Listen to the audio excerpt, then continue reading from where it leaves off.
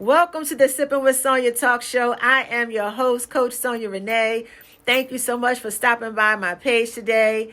And for those of you who've never been here before, I am a speaker and a life and relationship coach. I help women heal from abandonment trauma. I show them how to break soul ties, as well as helping moms take their life back after divorce. I'm also the author of the book called Abandonment is Not Your Fault, link in bio, because how a person treats you says everything about them and nothing about you. And I too went on a journey of healing from my abandonment trauma that I didn't even know that I had. And I put my story in a book, and I also put tips in there of how I healed and also how you can start the process too. And so in my content today, I'm going to be talking to you about how to break soul ties. I know. We have soul ties to so many things and so many people. And it's not just always a romantic relationship with your spouse or significant other. It can be with a parent. It can be with a sibling. It can be with a friend.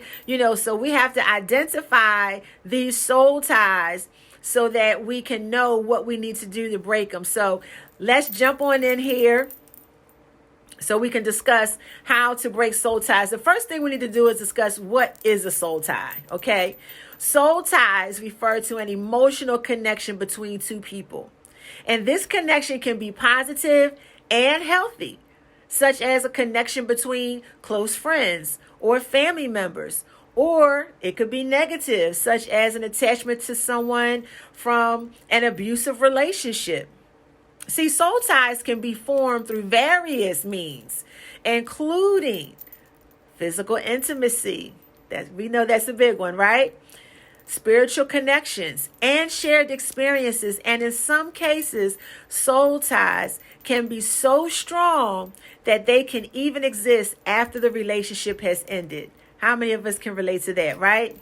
So it is important to be aware of the kinds of soul ties you form in order to ensure that they are healthy and beneficial.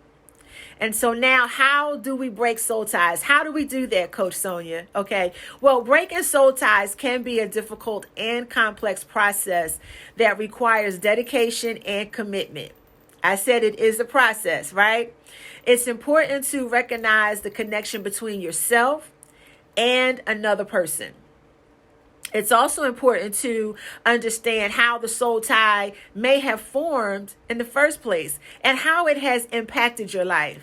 So take assessment of the relationship, the pros and the cons, okay? And once you have identified the soul tie, there are several steps you can take to break it.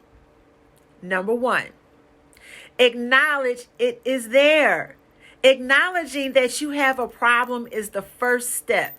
It's like an addiction. If you don't acknowledge that you have the problem, you'll never make the first step to correct it. So ask the Most High for strength and courage to break the soul tie, because it is going to take a strong will, okay? Number two, forgive the other person involved in the soul tie and forgive yourself. One of the biggest things that I've learned is that people will forgive the other person for all of their transgressions for themselves, right? But they have such a difficult time forgiving themselves for putting themselves in that situation and tolerating the things that they tolerated. It's okay to forgive yourself. And number three, visualize the soul tie being broken and the bonds being cut. I understand that, your thoughts become things, and what you meditate on is what will manifest in your life. And if you want to see the soul tie broken, you have to see it before you see it. You got to see it before you see it, right? And number four, release the connection and let go of the negative feelings or emotions associated with the soul tie.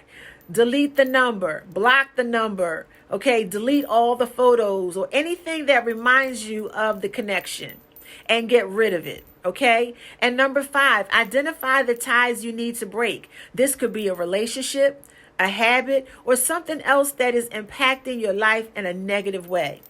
Number six, setting boundaries and removing yourself from the situation. You cannot expect to break the soul tie if you keep revisiting the relationship or the habit. Number seven, prayer and meditation to help you gain clarity and start the healing process. Now, understand that you are the author of your story and you get to decide how it plays out.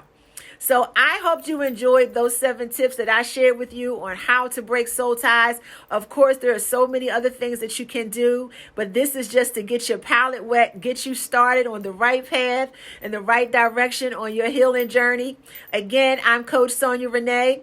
My link is below. You can check me out. You can check out my book, Abandonment is Not Your Fault. You can also please like my page, subscribe to my page so that you can get more content that I have coming up, because I am building my platform here. And so I really, really want to connect with you all with my longer videos. And I thank you so much for stopping by. And I hope that the information that I share with you today will cause some critical thinking with you.